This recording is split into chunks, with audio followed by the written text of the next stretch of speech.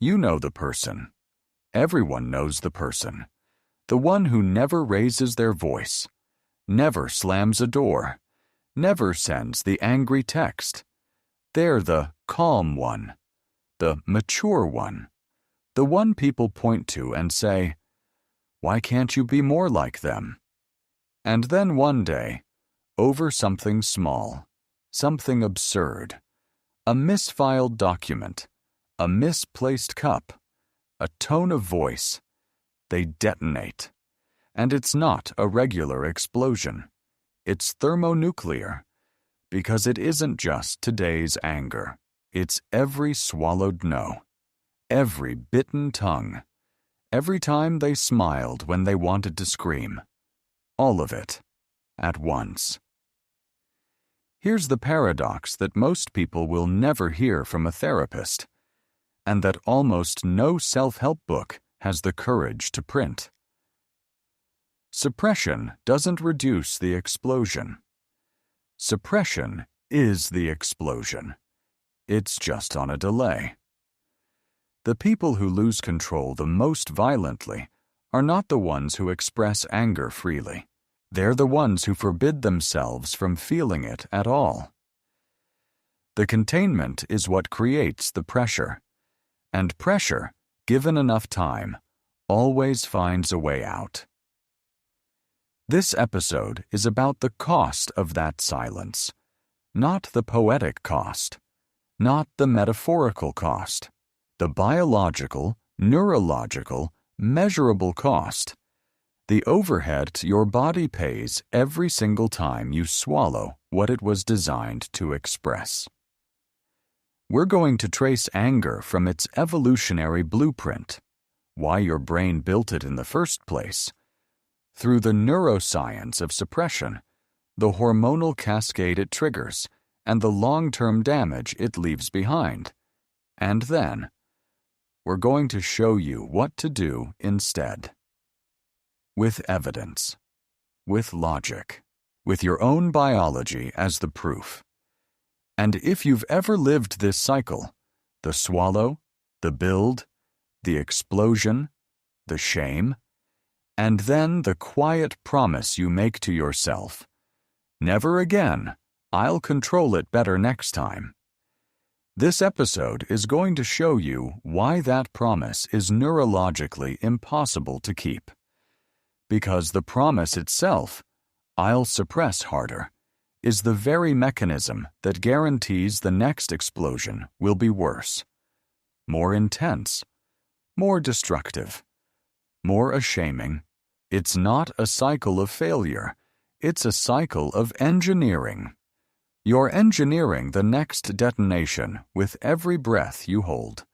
But to understand why this happens, why your nervous system is wired this way, why anger exists at all, and why suppression backfires so catastrophically, we need to go back. Not years, not centuries, millennia.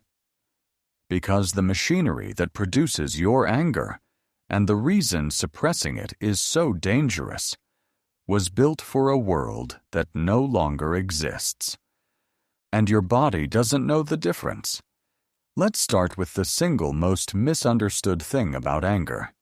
It's not a flaw. It's not a malfunction. It's not evidence that something is wrong with you. Anger is a feature.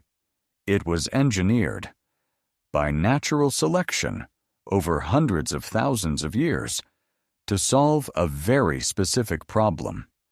And that problem is this: someone, or something, is treating you as if you don't matter. Your needs are being discounted. Your welfare is being traded away, and your brain needs a mechanism to say, recalculate, because this arrangement is no longer acceptable. In 2009, researchers Aaron Sell, John Tooby, and Tooby Cosmides published a landmark paper in the Proceedings of the National Academy of Sciences. They called it the Recalibration theory of anger, and it reframed everything. They showed that the human anger face, That specific constellation of muscle contractions is not random. Every element is designed to do one thing: signal physical formidability. The lowered brow makes the face look wider, more dominant. The flared nostrils suggest heavier breathing, a body preparing for action. The compressed lips and forward jaw communicate, "I am capable of inflicting cost." And this face is identical across cultures. The US, Australia, Turkey, India, even the Shuar hunter horticulturalists of the Ecuadorian Amazon. Same muscles, same signal, same meaning. But Tooby, and Cosmides went further. They argued that anger isn't just an emotion, it's a bargaining system, a neurocognitive negotiation protocol that evolved to solve a recurring problem in social life. The problem is this: how much weight does someone else place on your welfare when they make decisions? They called it the welfare trade-off ratio, the WTR. It's the internal weight one person places on another's well-being relative to their own. When someone's WTR toward you is too low, when they're making decisions as if your needs don't exist, your brain generates anger, not as punishment, as leverage, to recalibrate that ratio upward. The theory identifies two tactics anger deploys to force recalibration. Tactic 1. Conditionally inflicting costs, making it expensive for the other person to continue undervaluing you. If you keep treating me this way, there will be consequences. Tactic 2. Conditionally withholding benefits, withdrawing the value you provide. If you don't raise my standing, you lose what I bring to the table. Both tactics serve the same function, making it more costly for the other party to keep your welfare low than to raise it. This is not aggression for its own sake. This is economics. Behavioral economics encoded in your neurobiology before you ever learned the word unfair. Now here's where it gets evolutionary. In the ancestral environment, the world your brain was designed for, social exclusion wasn't an inconvenience. It was a death sentence. A lone human on the Pleistocene savanna, without the group, without shared resources, without cooperative defense, was prey. Not metaphorically, literally. So your brain evolved a mechanism to prevent that outcome. Anger was the negotiation tool that said to the group, "You are undervaluing me. Raise my standing, or I will either make it costly for you, or I will withdraw what I contribute." It was the alarm system that detected the early signs of exclusion and mobilized a response before it was too late. And the hardware responsible for this detection sits deep in the temporal lobe, the amygdala. Two almond-shaped clusters, one in each hemisphere, that function as your brain's sentinel. It processes threat signals in as little as 12 milliseconds. For context, you need roughly 500 milliseconds to become consciously aware of what you're looking at. Your amygdala has already decided you're under threat and begun mobilizing a response before the thinking part of your brain even knows what happened. Your body is flooding with adrenaline. Your heart rate is spiking. Your muscles are tensing. And your conscious mind is still loading the image. This is not a bug. In the ancestral environment, the half-second delay between detection and awareness was the difference between life and death. Neuroscientist Joseph Ledoux mapped these two pathways decades ago. The low road, thalamus straight to amygdala, is fast, crude, and always on. It doesn't wait for context. It doesn't need permission. It fires. The high road, thalamus to cortex to amygdala, is slower, more nuanced, capable of saying, wait, that's not actually a threat. But here's the critical detail most people miss. The high road is fatigable. It burns glucose. It requires executive function, working memory, cognitive bandwidth, all of which are limited and depletable. The low road? It never tires. It never takes a break. It never asks whether now is a convenient time. It is always watching. And when the high road is exhausted, from stress, from sleep deprivation, from chronic suppression, the low road runs the show alone. So here's the line I want you to carry with you for the rest of this episode, and maybe for the rest of your life. Anger is not the problem. Anger is the alarm. Suppressing anger is removing the battery from a smoke detector while the house is on fire. The beeping stops. The room feels quieter.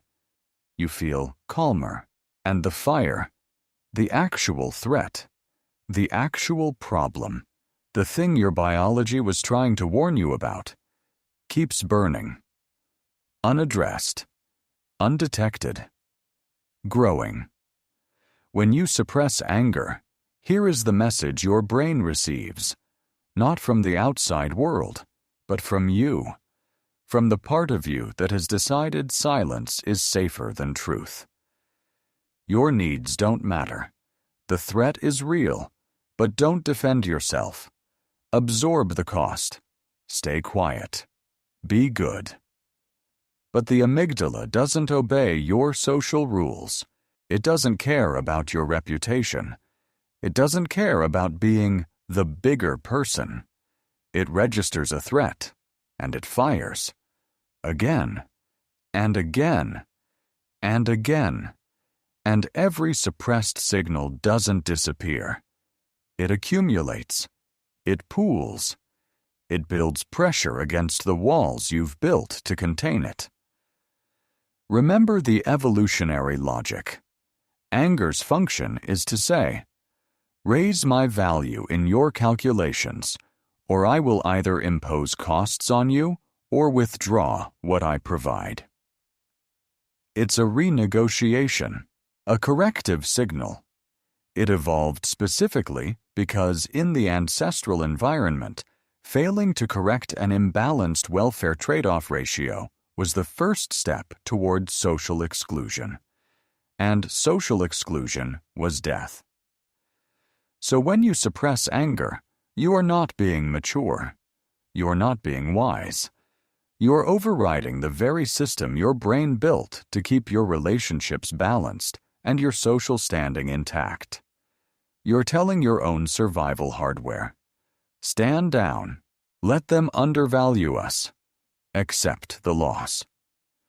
And your amygdala, the sentinel that never sleeps, hears that message as a survival threat in itself. And this isn't theory. This is data. Cell, Tooby, and Cosmides tested this across 5 vastly different populations, from American college students to the Shuar of the Ecuadorian Amazon, a society of hunter-horticulturalists with minimal Western contact. The result was unambiguous. The anger face is not learned. It's not cultural. It's installed. Installed in your hardware. Before language. Before culture, before your parents told you, don't be angry. The system was already there, calibrated, tested, refined over 200,000 years of Homo sapiens evolution. Anger is not a behavior you learned. It's a behavior you were born to execute. But somewhere in the last few decades, modern culture performed a catastrophic mistranslation. It took a precision-engineered survival system and labeled it a pathology. Anger is toxic. Anger is weakness. Evolved people don't get angry. And millions of people internalized that message and began dismantling their own alarm system on command. The self-help industry sold you a defective instruction manual. It told you the alarm was the fire. It told you the symptom was the disease, and the treatment it prescribed, suppress, control, eliminate, didn't extinguish the anger. It just removed your ability to hear it, while the threat it was warning you about continued to grow. Think of anger as a negotiator your brain sends to the table every time you're being undervalued. It's not there to destroy. It's there to renegotiate terms. I provide value. I contribute. I protect. And the current arrangement, where my needs are weighted at near zero, is unacceptable. Adjust, or I walk. But when you suppress that negotiator, when you cut the microphone cord before it can speak, the brain doesn't send a polite memo saying, "Negotiation canceled. All parties stand down." The brain says, "The negotiator failed. Deploy louder measures." And the next signal isn't a request. It's a demand. And the one after that? An ultimatum. This is why the explosion, when it finally comes, is always disproportionate. Because it was never meant to be an explosion. It started as a whisper, a gentle request for recalibration. This doesn't feel fair. But you silenced the whisper. So it became a statement. You silenced the statement. So it became a shout. You silenced the shout. So the system bypassed every diplomatic channel and went straight to emergency broadcast. Full volume. No filter. No proportionality. And then everyone around you, including you, looked at the wreckage and said, "See? This is why anger is dangerous." No, this is why suppression is dangerous.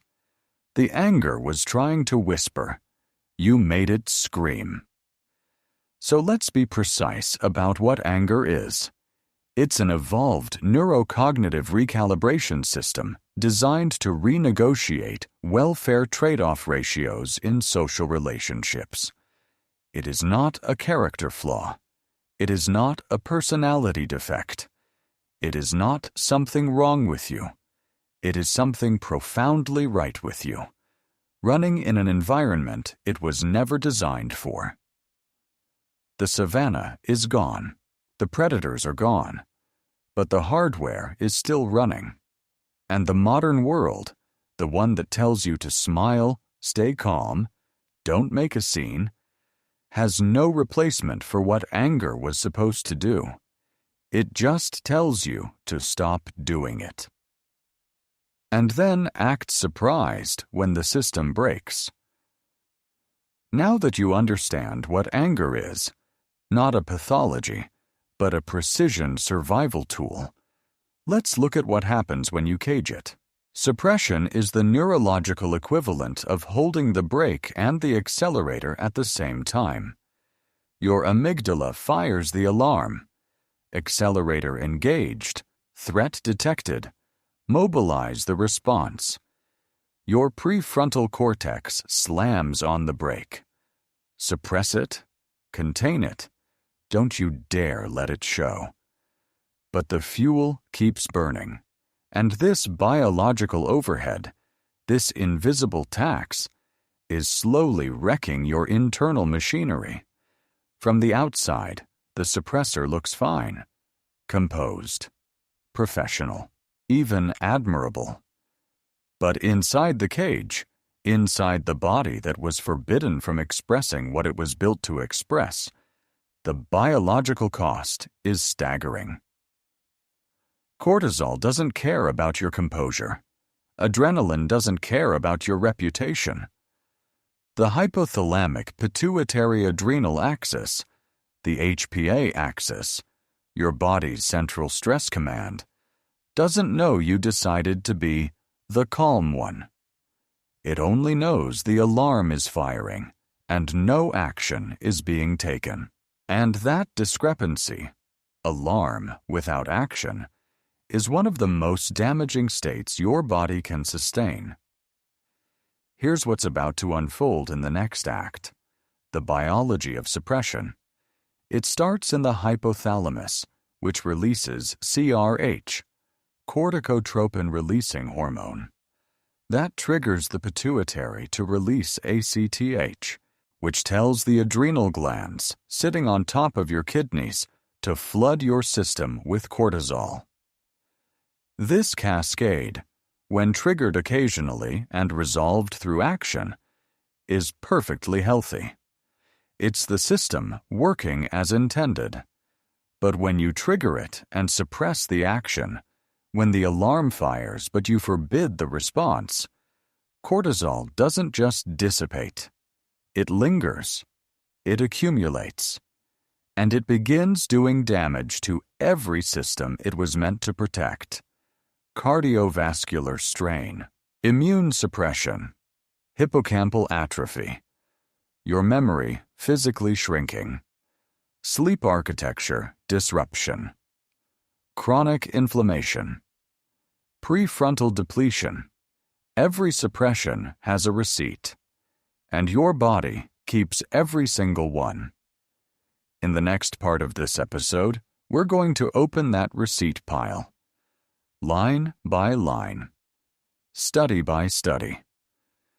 We're going to show you exactly what chronic anger suppression costs, in tissue, in neural volume, in years of life. Not with metaphors.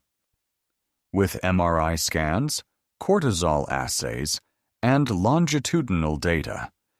Because what you've just learned, that anger is not a flaw, but a survival system, that suppression is not control, but sabotage, is only the first layer.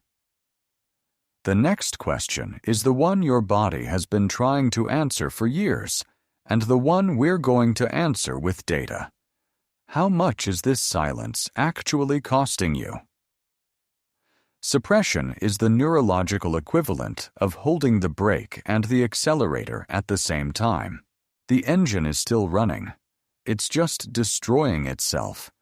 Your amygdala fires the alarm. Your prefrontal cortex slams on the brakes, but the fuel keeps burning. And this biological overhead, this invisible tax, is slowly wrecking your internal machinery. In 1998, psychologist James Gross ran a series of experiments that would change how we understand emotion regulation entirely. He asked participants to watch disturbing films. Some were told to simply watch. Others were told to suppress. Hide any expression. Keep a neutral face. The result was devastating. The suppressors showed no reduction in their subjective experience of emotion. They felt exactly the same amount of distress, but their sympathetic nervous system, heart rate, blood pressure, skin conductance, all of it spiked dramatically. Suppression didn't eliminate the feeling. It eliminated the exit. What Gross documented was a paradox. By 2002, his research with Jane Richards confirmed the secondary damage. Suppression doesn't just fail to reduce emotion, it actively impairs cognitive function. People who suppressed their emotions during conversations remembered significantly less of what was said to them. Their memory degraded. Their social partners felt more stressed, even though the suppressor appeared calm. The signal was leaking through, and the cost of containment was stealing cognitive resources from everything else. Think about what this means in practical terms. Every meeting where you sat with clenched teeth, smiling through the frustration, You were literally less intelligent during that meeting. Suppression commandeers working memory. It hijacks cognitive bandwidth. You weren't being professional. You were being impaired. And here's what Gross found when he compared suppression to reappraisal, reframing how you think about the situation before the emotion peaks. Reappraisal reduced the subjective experience, it reduced the physiological response, and it preserved memory intact. Same emotion, completely different biological cost. The strategy you choose isn't a preference, it's a prescription. In 2024, cardiologist Daichi Shimbo published a study in the Journal of the American Heart Association that made the cost of anger viscerally measurable. 280 healthy adults. No heart disease. No risk factors.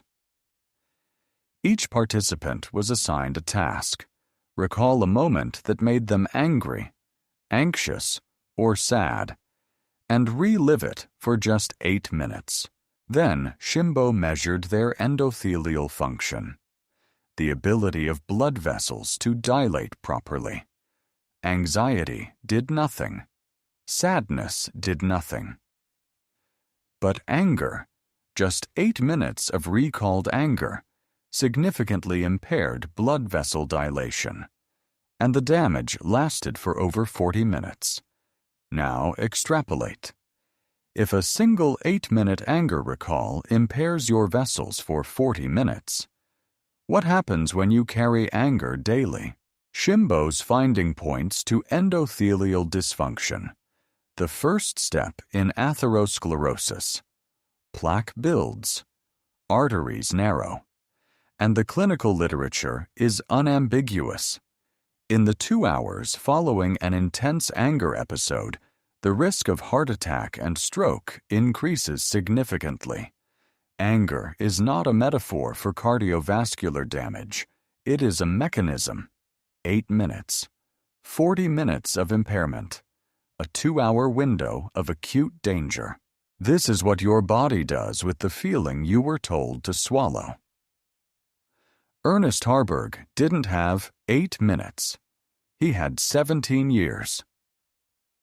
Starting in 1973, Harburg and his team began tracking residents of Tecumseh, Michigan, a quiet community in the American Midwest. The question was simple. What happens to people who habitually suppress their anger? The answer, when it came, was damning. Habitual anger suppressors had significantly higher all-cause mortality, not just heart disease, not just stroke, all causes. The body wasn't choosing where to break. It was breaking everywhere. But one finding stood apart. Couples where one or both partners suppressed anger toward the other, swallowed it, denied it, went quiet rather than confronting it, had double the mortality risk. Double. And in the 2003 follow-up, the data grew worse. Among women specifically, suppressed anger predicted early death from cardiovascular disease, cancer, and all causes combined. Not one pathway, every pathway. The silence was not protecting them. The silence was the weapon. To understand why, you need to follow the chain reaction. When anger fires, your hypothalamus releases corticotropin-releasing hormone, CRH. CRH triggers the pituitary. The pituitary signals the adrenal glands. The adrenals flood your system with cortisol. This is the HPA axis. And in a healthy system, it activates, responds, and shuts down. But in a suppressor's body, the chain doesn't shut down. The anger is still there, unexpressed, unresolved, circulating. So the hypothalamus keeps firing, CRH keeps flowing, cortisol keeps rising, and the system that was designed for emergencies becomes a permanent state. Cortisol, in acute doses, is a lifesaver. It mobilizes glucose. It sharpens focus. It prepares you to fight or flee. But chronically elevated cortisol is a toxin. It suppresses immune function by up to 40%. It disrupts sleep architecture. It accelerates visceral fat storage. It impairs wound healing. And it does something even more insidious, something that creates a feedback loop so devastating that once it starts, it becomes self-perpetuating. Sustained cortisol causes dendritic atrophy. That is the structural shrinkage of the branching connections between neurons in two specific brain regions, the hippocampus and the prefrontal cortex. Read that again. The hippocampus, the seat of memory and contextual learning. The prefrontal cortex, the seat of impulse control, decision-making, and emotional regulation. The very regions your brain needs to manage anger are being physically dismantled by the cortisol that unmanaged anger produces. The system designed to regulate the fire is being consumed by it. Charles Spielberger spent decades developing the State Trait Anger Expression Inventory, the STAXI, a clinical tool that measures not just how angry someone gets, but what they do with it. 3 dimensions. Anger in, you suppress it. Anger out, you explode. Anger control, you regulate. And the data from clinical populations was consistent. Patients with hypertension and heart attack survivors scored significantly higher on anger in, not anger out. In.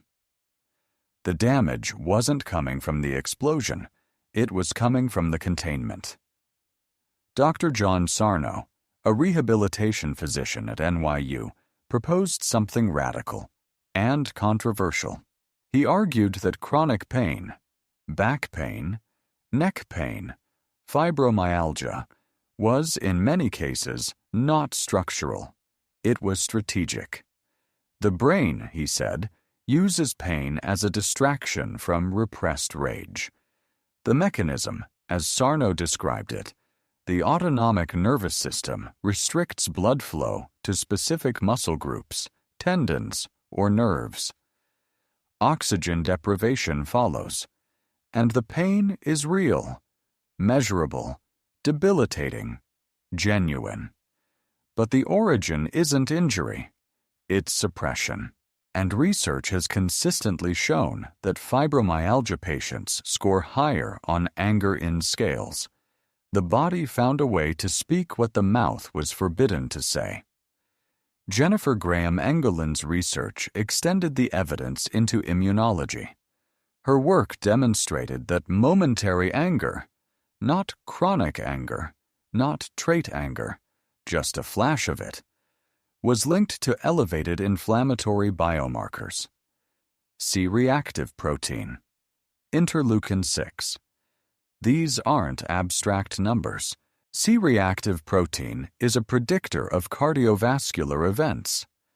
IL-6 drives chronic inflammatory disease. Each flash of anger, suppressed or expressed, sends a chemical signal through your body that says, something is attacking us. And the immune system responds by attacking you. This is what inflammation means. Your defense system, confused by a threat it cannot locate, turns inward. So let's tally the ledger. Suppression fails to reduce the feeling, but increases cardiovascular activation. It impairs memory and cognitive function. 8 minutes of anger damages blood vessels for 40. Habitual suppression doubles mortality risk in couples. Cortisol physically shrinks the brain regions responsible for regulation. Anger in correlates with hypertension and heart attacks. Chronic pain may be the body's way of screaming what the mouth refuses to say. and each flash of anger triggers systemic inflammation. This is the anger overhead. This is the tax you pay for every swallowed word, every forced smile, every "I'm fine" delivered through clenched teeth. It's not a metaphor. It's not philosophy. It is measurable, progressive, biological destruction, and it compounds daily. But here's what the research doesn't tell you on the first page. The overhead doesn't stop at your body. It leaks. It leaks into every relationship, every career decision, every interaction you have with another human being. Because anger that isn't expressed doesn't disappear. It finds alternative routes. And those routes have names. The first route is passive aggression, the late reply that isn't late by accident, the compliment that carries a blade, the agreement that comes with sabotage. Passive aggression is not a personality flaw. It is the pressure release valve of a system that has been told, you may not be angry. Sarcasm, withholding, strategic procrastination, the silent treatment.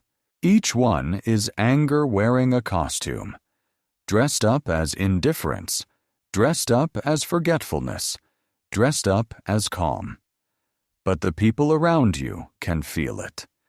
They may not be able to name it, but they feel the temperature in the room drop. And this creates what I call the divided self. Outwardly compliant, inwardly raging. Two versions of you running simultaneously. One performing composure for the world, the other drowning in the accumulation of everything unsaid. This is cognitive dissonance at the identity level. You know you're angry. You know the anger is valid.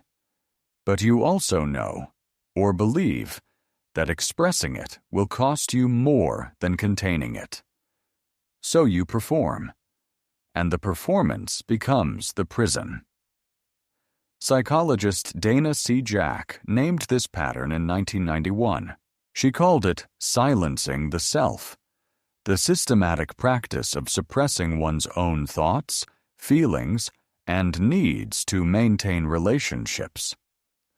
Jack's research showed that self-silencing was one of the strongest predictors of depression, particularly in women. Not because the silence was peaceful, because the silence was expensive. Each suppressed truth, each swallowed protest, each, "it's fine," was a withdrawal from the self. And when you withdraw from yourself long enough, what remains is not calm. It's emptiness. And emptiness has a clinical name: depression. And this brings us to Sandra P. Thomas, whose research documented what many already knew, but few had quantified. Women are systematically socialized to suppress anger, not biologically. Socially, trained from childhood to prioritize harmony over honesty, accommodation over assertion, silence over disruption.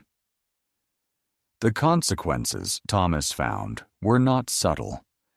Women who internalized these rules showed elevated rates of depression and hypertension. The anger didn't vanish because it was trained out. It migrated into the body, into the mood, into the quiet erosion of identity that happens when you spend decades performing an emotion you don't feel. This isn't individual failure. This is structural containment. The professional norms, the gender expectations, the cultural scripts, the family rules, they form a box. And the box doesn't care about your cortisol levels. The box doesn't care about your blood vessels. The box only cares that you look fine. And the cruelest part?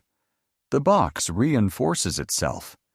The more you suppress, the more you confirm to the world that you're fine. and the more the world confirms to you that your anger was never necessary. The system rewards your silence, right up until the moment your body presents the bill. They'll call it composure. They'll call it professionalism. They'll call it strength. But what they're really praising is your willingness to absorb damage so they don't have to witness it. Your silence is their comfort. Your suppression is their convenience. And the economy works, for everyone except you, because you're the one paying the tax. You're the one whose vessels are constricting. You're the one whose hippocampus is shrinking. You're the one whose immune system is 40% compromised because you smiled through another meeting where your contribution was dismissed, and you said, "No, it's fine." Really. Anger that isn't expressed directly doesn't disappear. It displaces. It reroutes. It flows through the path of least resistance into your sleep, your appetite, your self-talk, your tolerance threshold with people who don't deserve your accumulated frustration. You snap at your partner because you couldn't snap at your boss. You lose patience with your child because you've spent all day performing patience you don't have. You eat because you can't scream. You scroll because you can't confront. The displacement is invisible to everyone except the people closest to you. And they're the ones who pay the price for anger that was never theirs to carry. The anger overhead is not one cost. It's 3 costs running simultaneously. The body pays in cortisol, inflammation, and structural damage. The self pays in fragmentation, depression, and identity erosion. And your relationships pay in displacement, passive aggression, and the slow withdrawal of authentic connection. And each one feeds the others. The sicker your body gets, the less capacity you have to regulate. The less you regulate, the more you suppress. The more you suppress, the more it leaks into relationships. The more your relationships suffer, the more stress you carry, and the cycle accelerates. So now you know what it costs. The question, the only question that matters now, is what you're going to do about it. Here's where the cost stops being theoretical. Here's where it walks into your kitchen, sits across from the person you love, and poisons the air between you. Because suppression doesn't stay inside. It leaks. And the people closest to you, they're the first to drown in it. Research consistently shows that when one partner suppresses emotion, the other partner reports lower relationship satisfaction and decreased emotional well-being. Not just the suppressor suffers, the silence itself becomes a signal. And the signal says, "I don't trust you enough to be honest." Suppressed anger doesn't disappear. It finds side doors. Psychology has a clinical term for what happens next: passive aggression. The sarcasm you swear is just a joke. The procrastination that always seems accidental. The emotional withdrawal you frame as needing space. The silent treatment that punishes without fingerprints. These aren't personality quirks. They're pressure leaks. Anger finding the cracks in your composure and seeping through. Corroding every connection it touches, slowly, invisibly, and with total deniability. Think about the last time you went quiet on someone, not because you had nothing to say, but because you had too much to say, and none of it felt safe. That silence isn't peace. It's a wall. And every hour it stays up, the distance between you and the other person calcifies. Suppression doesn't protect the relationship. It amputates it. Because authentic communication, the kind that requires vulnerability, risk, and yes, sometimes anger, is the infrastructure of intimacy. Remove it, and the whole thing is just two people performing closeness.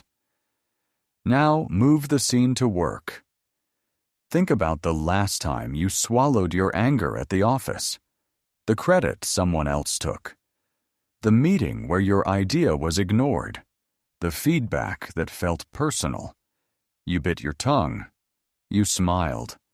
You told yourself it wasn't worth it. But the data tells a different story. Suppression at work leads to decreased productivity, difficulty concentrating, and accelerated burnout. And here's the part nobody warns you about.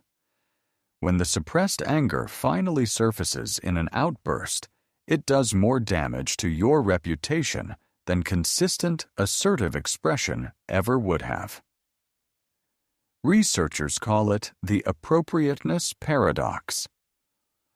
Organizations that enforce emotional suppression, be professional, don't make waves, leave your feelings at the door, get worse outcomes, not better, worse, lower engagement, higher turnover, more conflict, not less. Meanwhile, assertive individuals, the ones who learned to express anger clearly, directly, without cruelty, get promoted more. They're perceived as more competent, more trustworthy, more leader-like. The very emotion the workplace tells you to bury is the one that, when regulated, builds authority. Two people, same anger, one swallows it, the other channels it into direct communication. 5 years later, one has a reputation for being easy to work with and is still in the same position. The other is running the department. Being agreeable is not the same as being effective. And the cost of chronic agreeableness, when it's built on suppression rather than genuine accord, is a career that plateaus while your resentment compounds. But the deepest cost isn't relational. It isn't professional. It's personal. When you suppress anger long enough, you stop knowing who you are without the suppression. Psychologists describe it as a fragmented sense of self. You've silenced yourself so many times that you've lost the frequency of your own voice. Low self-esteem. Difficulty identifying personal boundaries. A constant, low-grade confusion about what you actually want versus what you've been trained to accept. You don't just lose your anger, you lose your compass. And then there's the loop, the anger obsession loop. You suppress the anger, but the effort of suppression forces the brain into sustained mental rehearsal, replaying the offense, rewriting what you should have said, relitigating the argument at 3 a.m. The cortisol stays elevated. The closure never comes. Because you never processed the anger, you just locked it in a room and handed it a microphone.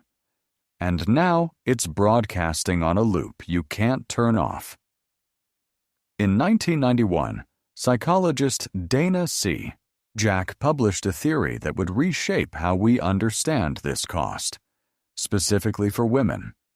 She called it silencing the self. The idea is as elegant as it is devastating.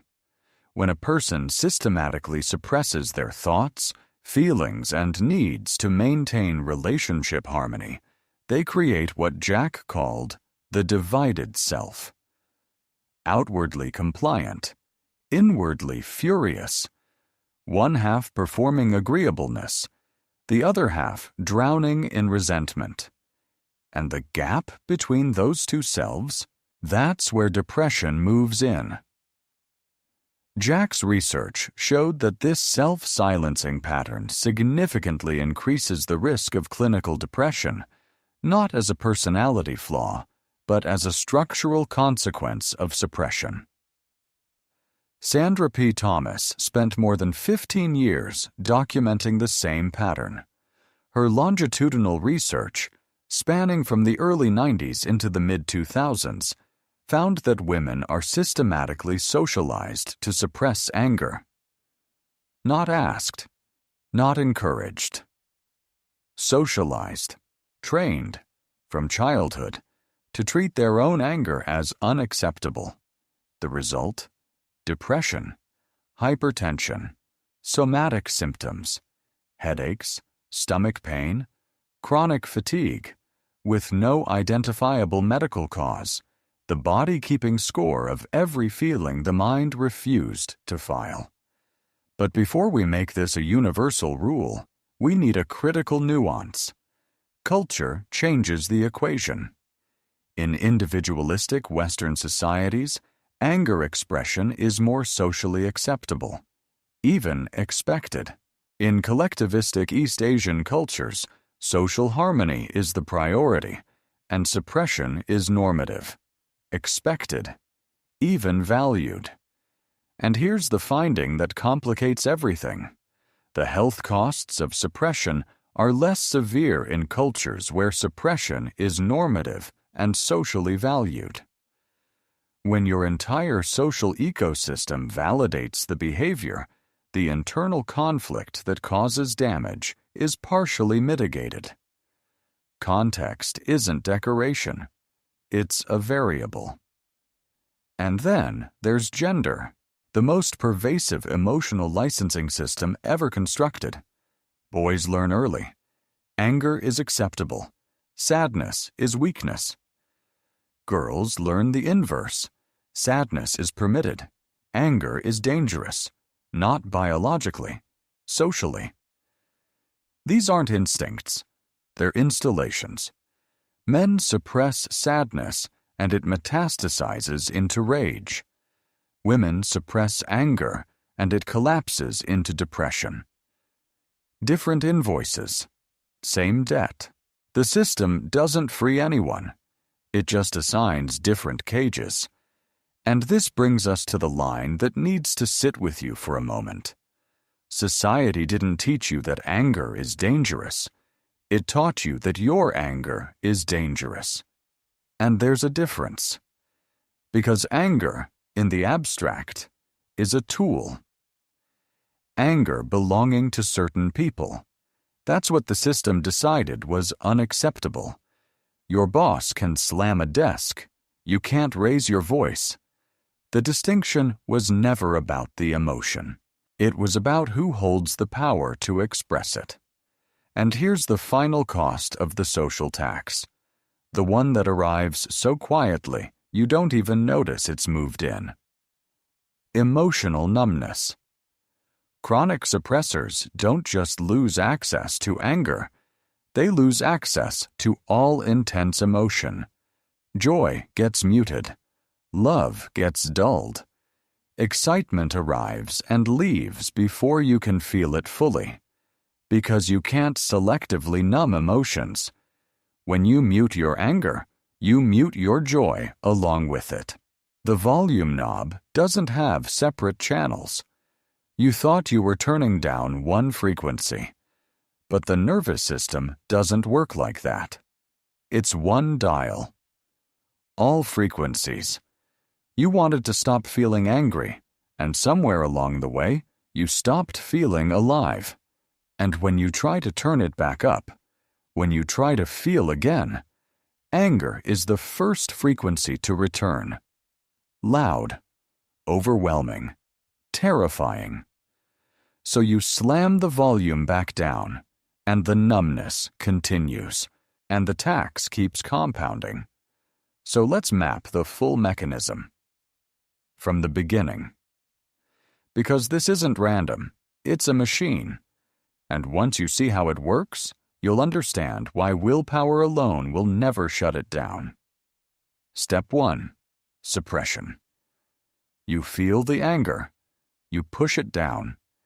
You tell yourself it's handled. Step 2. Accumulation. The anger doesn't dissolve. It stacks. Layer on layer, incident on incident, stored in your body, stored in your nervous system, stored in the 3 a.m. thoughts you can't stop. Step 3. Rumination. The suppressed anger triggers obsessive mental replay. You can't stop thinking about it. The prefrontal cortex burns through its regulatory fuel trying to keep the lid on, which brings us to step 4. Depletion. Your prefrontal cortex, the brain's brake system, runs out of glucose, runs out of bandwidth, runs out of the neurological currency it needs to keep suppressing. And now you're one minor trigger away from step 5. Someone says the wrong thing, a small thing, an insignificant thing, a coworker's tone, a partner leaving the dishes, a stranger cutting in line, something that wouldn't register on a normal day. But today isn't a normal day. Today, the prefrontal cortex is running on empty, and the sticky note becomes the avalanche. Every suppressed offense from the last 6 months detonates simultaneously. The explosion is disproportionate, terrifying, and to everyone watching, completely inexplicable. And then, step 6, the shame, the guilt, the self-recrimination. I overreacted. I need to control myself better. That's the last time. And what do you decide? You decide to suppress harder. You recommit to the very strategy that caused the explosion. The cycle closes. Suppress, accumulate, ruminate, deplete, explode, shame, suppress again. A perfect, self-reinforcing loop. Each revolution adding more pressure. Each explosion more violent than the last. Each recommitment to suppression more desperate. But maybe the answer is to vent. Right? Let it out. Hit something. Scream into a pillow. Punch the bag. That's what popular culture has been telling you for decades. In 2002, psychologist Brad Bushman put this idea to the test. He angered participants, then gave some a punching bag, told them to think about the person who provoked them while they hit it. The result? They became more aggressive, not less. The ruminators, the ones who replayed the provocation while venting, were the most aggressive of all. Doing nothing was more effective than venting. Let that sit. The most intuitive anger management strategy in popular culture, let it out, vent, release the pressure, doesn't release the pressure. It rehearses the anger. It trains your nervous system to associate aggression with relief. Venting isn't a pressure valve. It's gasoline on a fire. And the catharsis hypothesis, the idea that expressing anger purges it from your system, is one of the most persistent and dangerous myths in popular psychology. So here you are, standing at the crossroads, and you think you have 3 options: suppress it, and pay the biological and social tax we've spent this entire episode documenting. Vent it, and pour fuel on the fire, or wait until you explode and destroy everything in the blast radius. All 3 are wrong. Every single one. Suppress, vent, or explode. They're 3 versions of the same failure. 3 ways of refusing to process the anger. 3 ways of treating a signal as a threat. The real answer, the one that doesn't show up in pop psychology listicles or anger management cliches, is a 4th option. Regulated expression, not suppressing the anger, not venting it, not ignoring it until it detonates. Processing it, acknowledging what you feel, naming it without drowning in it, communicating it without weaponizing it. This isn't about being calm. It's not about being nice. It's about being honest, with precision, with timing, and without cruelty. So here's the full invoice. The anger overhead, itemized.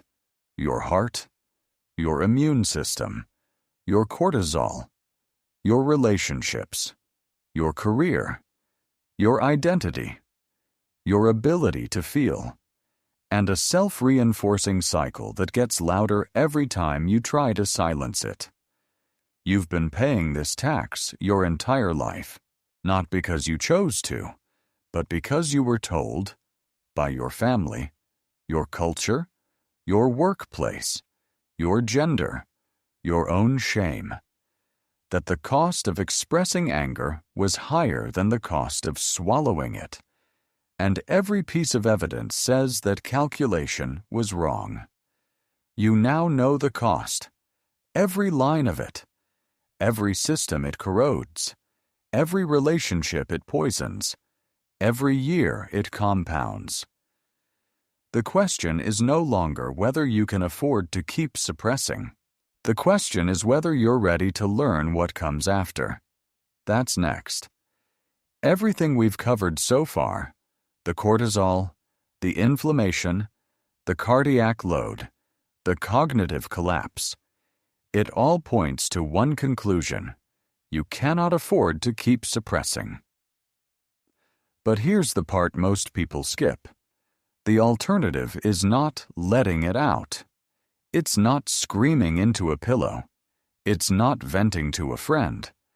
The alternative is a protocol. And the first one was identified by James Gross at Stanford in 1998. He called it cognitive reappraisal. And in the landscape of emotion regulation science, it stands alone. Not because it's trendy, because the data is overwhelming. Reappraisal doesn't just reduce the feeling of anger, it reduces the physiological arousal underneath it, the cortisol, the blood pressure, the cardiovascular load, all of it. Step 1 is the pause, and there's a specific protocol for it. The 4-7-8 breath. 4 seconds in through the nose. 7 seconds hold. 8 seconds out through the mouth. This isn't meditation culture. This is vagal nerve stimulation.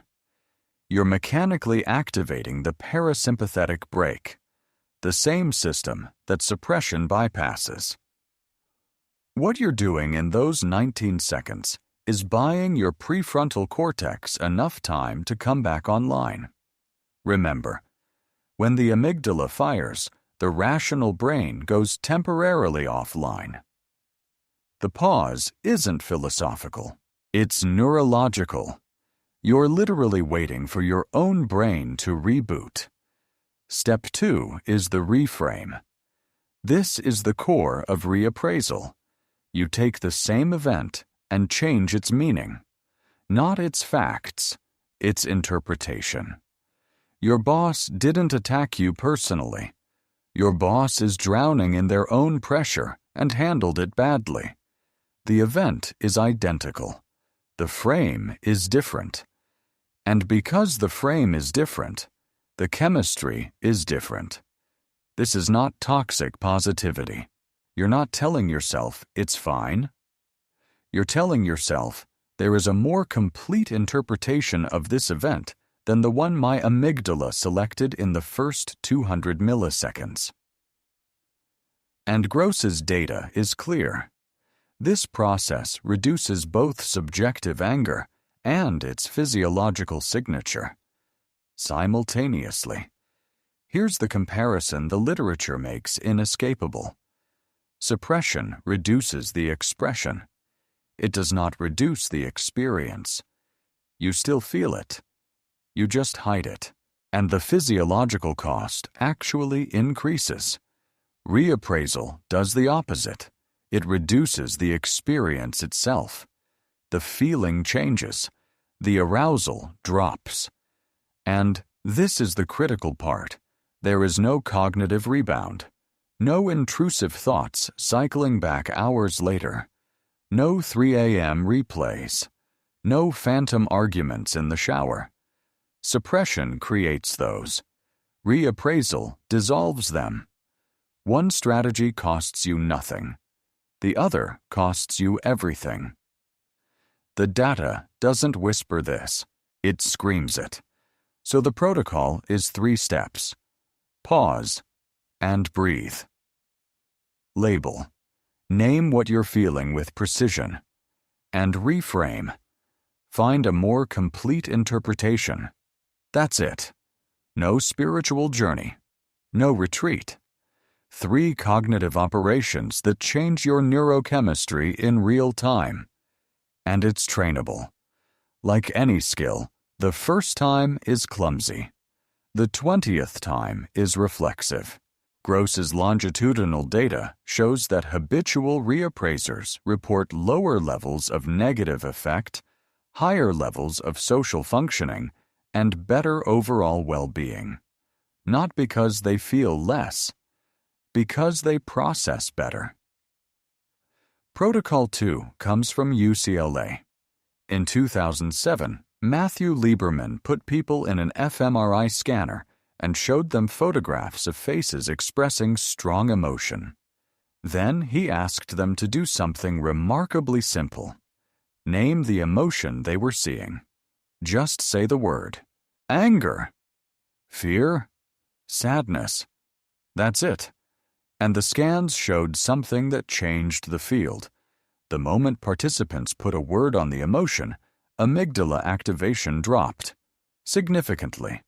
Not after therapy. Not after weeks of practice. Immediately. In the act of naming it. Lieberman mapped the circuit. When you name an emotion, you activate the right ventrolateral prefrontal cortex, the RVLPFC. That region sends a signal to the medial prefrontal cortex, which then sends a top-down dampening signal to the amygdala. It's a 3-node cascade. Language activates the brake. Think about what this means. You don't need a therapist in the room. You don't need a technique card. You need a vocabulary. I feel angry activates a neural pathway that directly reduces the emotional intensity. The word is the intervention, but precision matters. I feel bad does almost nothing. I feel angry does something. I feel humiliated because my contribution was dismissed in front of the team. That does significantly more. Granularity increases the dampening effect. The more specific the label, the stronger the circuit fires. This is emotional literacy as a clinical tool. Most people walk around with a 3-word emotional vocabulary: good, bad, stressed. That's like trying to diagnose an engine failure with the words, "It's broken." The more words you have, the more circuits you can activate. The more circuits you activate, the more regulation you get for free. Name it to tame it. You've probably heard the phrase. It gets tossed around in self-help circles like a bumper sticker. But it is not a metaphor. It is a literal description of a neural mechanism. When you put language to emotion, you route the signal through the prefrontal cortex before it reaches the motor system. You intercept the reaction before it becomes behavior. And this is what distinguishes clinical protocol from folk advice. The folk version says, talk about your feelings. The neuroscience says, label your internal state with linguistic precision, and the prefrontal cortex will downregulate amygdala output. Same idea. Completely different level of understanding. Protocol 3 was developed by James Pennebaker at the University of Texas. The instruction is deceptively simple. Write about your deepest thoughts and feelings for 15 to 20 minutes. Do it for 3 to 4 consecutive days. Don't worry about grammar. Don't worry about structure. Just write. The results were physiological, not subjective.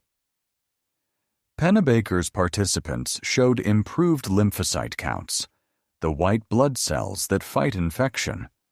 They had fewer doctor visits in the months following the experiment. Their blood pressure improved. In studies with HIV/AIDS patients, expressive writing improved CD4 plus T cell counts. Writing about anger changed the immune system, but this is critical. And most people get it wrong. This is not venting on paper. Venting is circular. It rehearses the grievance. It replays the anger without resolving it. And the research on venting is clear. It makes things worse. It amplifies the emotion instead of processing it. Expressive writing is different because it forces narrative construction. You're not just dumping emotion. You're organizing it. You're creating cause and effect. You're finding structure in chaos. And that process of structuring is itself the mechanism of change. The brain moves from, I feel overwhelmed, to, I understand what happened and why it affected me. And if you don't know where to start, Pennebaker's protocol suggests prompts. 3. Specifically. What is this anger trying to tell me? Because anger always carries information. What boundary was crossed? Because anger always maps to a violated expectation. And what do I need? Because anger always points toward an unmet need. These aren't journal prompts for self-reflection. These are cognitive processing tools. Each one forces a different neural operation. The first activates interoceptive awareness. What is my body signaling? The second activates schema analysis. What rule was broken? The third activates goal-directed cognition. What action resolves this? You're not writing to feel better. You're writing to think differently. And the evidence is not subtle. Improved immune function, reduced blood pressure, fewer medical visits. In immunocompromised populations, improved CD4 plus counts, the very cells that fight infection. A fountain pen and a blank page produced measurable changes in blood work. Not over years, over days. 15 minutes, 4 days. A pen and paper, that's the protocol. And it works not because writing is magical, but because constructing a narrative about emotional pain forces the brain to integrate the experience instead of storing it as fragmented, unresolved threat. You're not writing a diary. You're completing a neurological process that suppression interrupted. Protocol 4 addresses something the first 3 don't. The body. Cognitive reappraisal works on the story. Affect labeling works on the language. Expressive writing works on the narrative. But anger is not only cognitive, it is somatic. It lives in your muscles, your posture, your autonomic nervous system. And Stephen Porges's polyvagal theory explains why. Your autonomic nervous system operates in 3 states. The first is ventral vagal, the state of safety and social engagement. You're calm, connected, flexible. The second is sympathetic activation, fight or flight. This is where anger lives. Your muscles mobilize. Your heart rate spikes. You are ready to act. The third is dorsal vagal, shut down, collapse, depression, freeze. These states are hierarchical. Under threat, You climb down the ladder, from safety to mobilization to collapse. And here's the part that makes suppression so dangerous.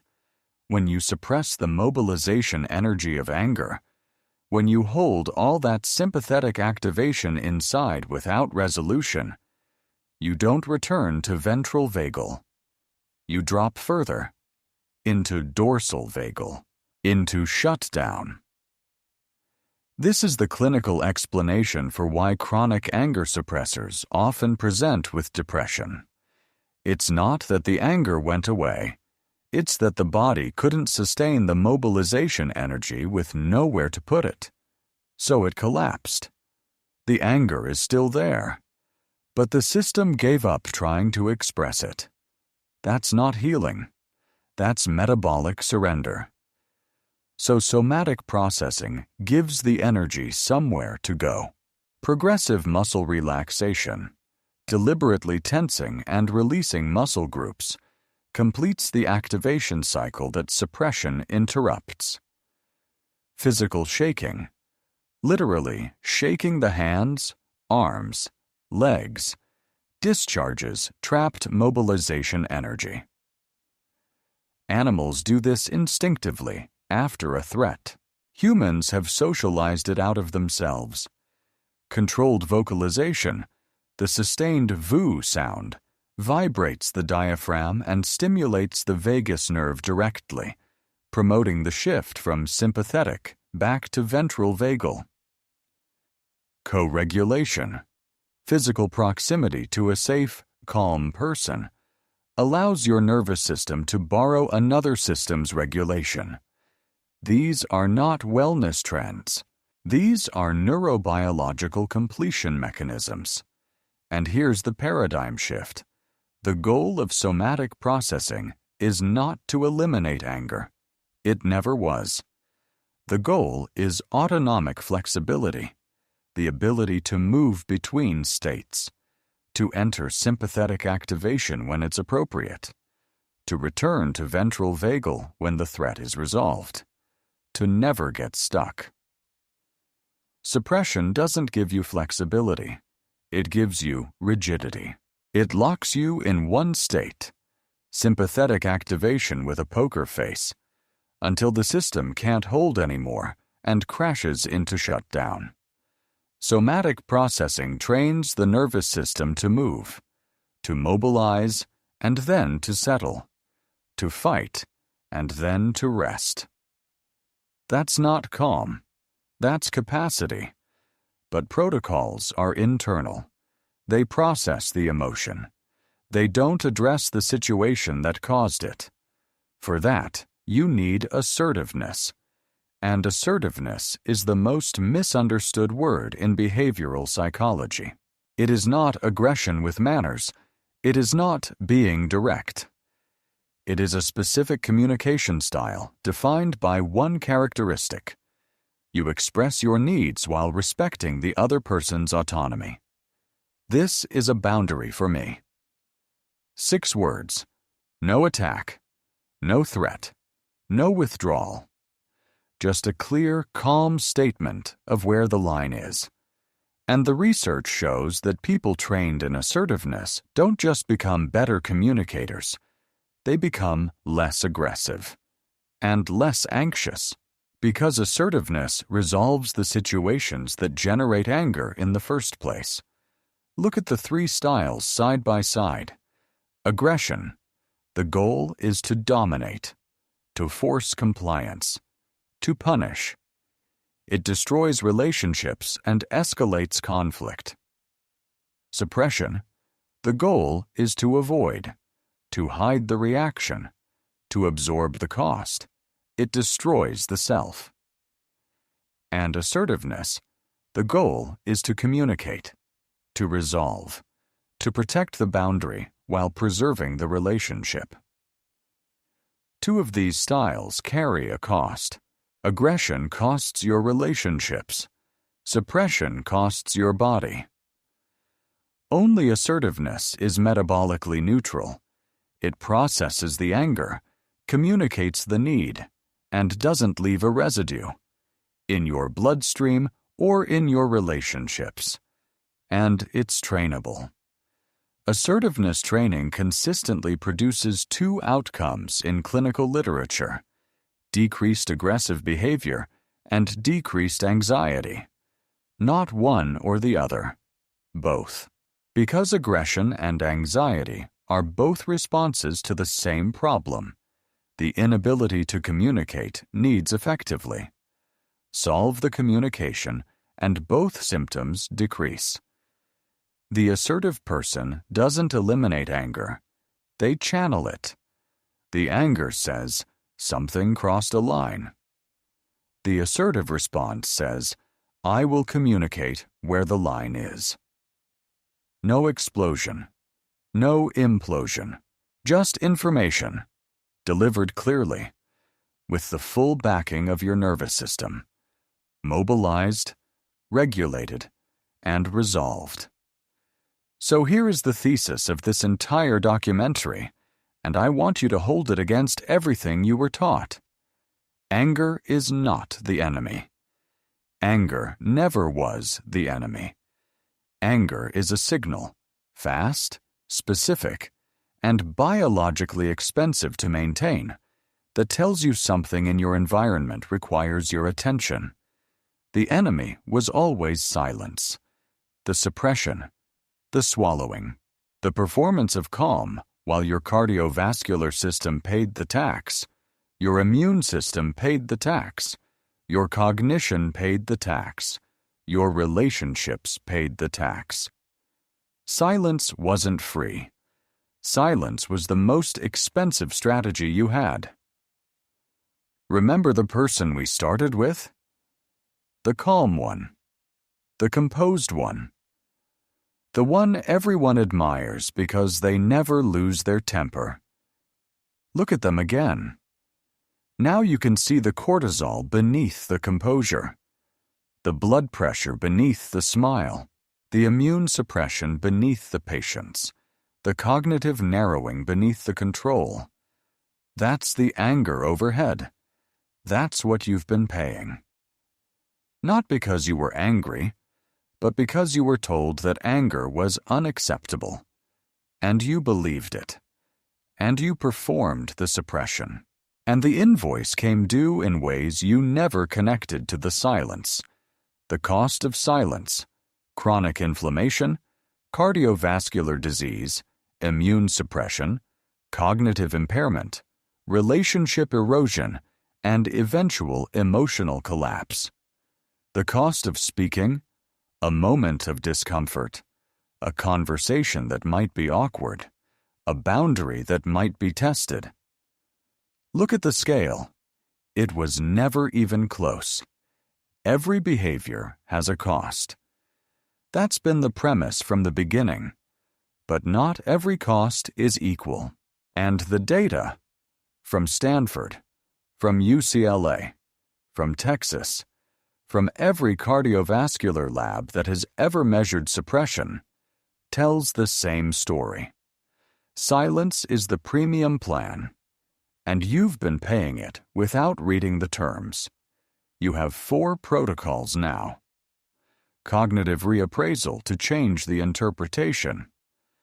Affect labeling to activate the dampening circuit. Expressive writing to complete the narrative. Somatic processing to discharge the body's mobilization energy. And assertiveness to resolve the situation that triggered all of it. These aren't opinions. These are evidence-based interventions with decades of replication behind them.